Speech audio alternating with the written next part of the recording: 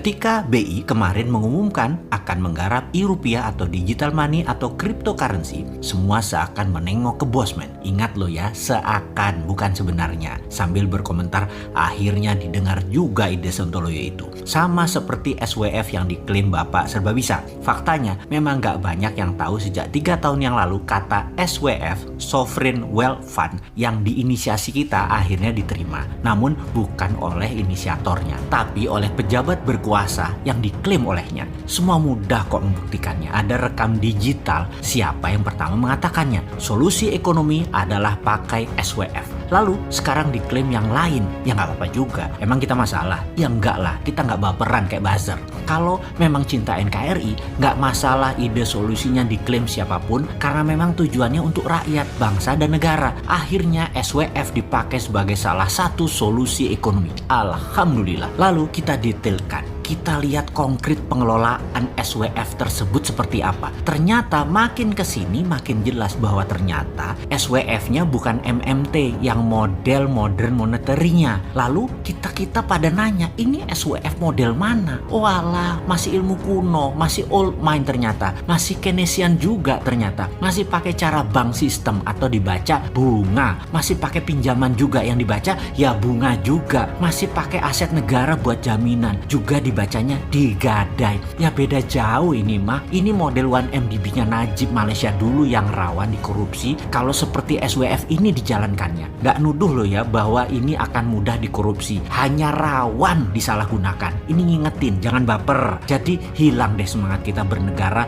yang bercita-cita menjadi the most powerful country di Southern Hemisphere. Atau Indonesia menjadi negara terkuat di belahan selatan Khatulistiwa seperti cita-cita Mardigu Nation. Begitu tahu SWF-nya versi pejabat masih pakai Keynesian, kita jadi pesimis. Ilmu Michael Hudson dengan Hudsonian dengan MMT jauh beda langit dan bumi. MMT itu anti bunga, gak doyan sama bunga bank dan juga sistem perbankan klasik old mind, tetapi digital banking yang lebih cepat keputusannya dan paymentnya bisa berputar itu MMT. MMT lebih mengutamakan payment sistem banknya. Bank itu dipakai hanya untuk sistem pembayaran perputaran uangnya. Misalnya negara Tiongkok itu ya, uang paymentnya atau uang transaksinya berputar di masyarakat per tahunnya 10 kali PDB negara Tiongkok. Indonesia secara data payment transaksinya hanya 50% dari PDB. Jauh bos, kalian bernegaranya kurang pinter nih. Lalu akhirnya ada ide e-rupiah atau rupiah digital akan diluncurkan. Jreng,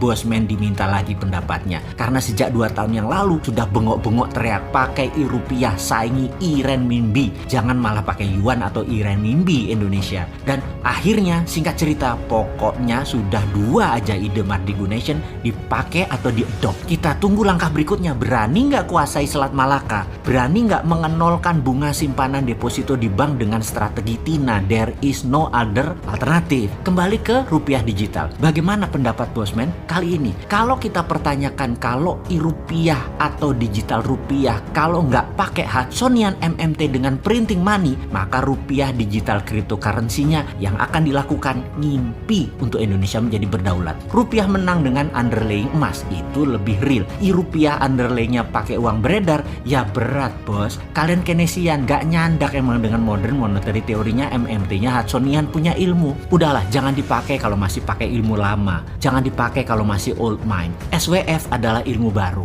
Dipakai cara otak lama. Kemudian e-rupiah digital rupiah, gak pakai printing money, ya gak ada gunanya. Jadi maksudnya apa pakai SWF, pakai rupiah digital kali ini? Biar Bosman dan anak muda pendukung MMT seneng gitu ya? Janganlah begitu. Bukan hanya buat senang-senang saja berpropaganda seperti dikatakan Tesla akan ke Indonesia buat euforia, ternyata kita di prank. Ya lebih baik nggak usah kalau di prank. Kalau bener mau menjalankan, jangan setengah-setengah, namun harus make a difference. Memang harus membuat perbedaan. Pakai underlying-nya jangan uang beredar, tapi printing money berbasis proyek produktif. Pasti rupiah digital menang, Indonesia berdaulat. Ini lebih benar bernegaranya.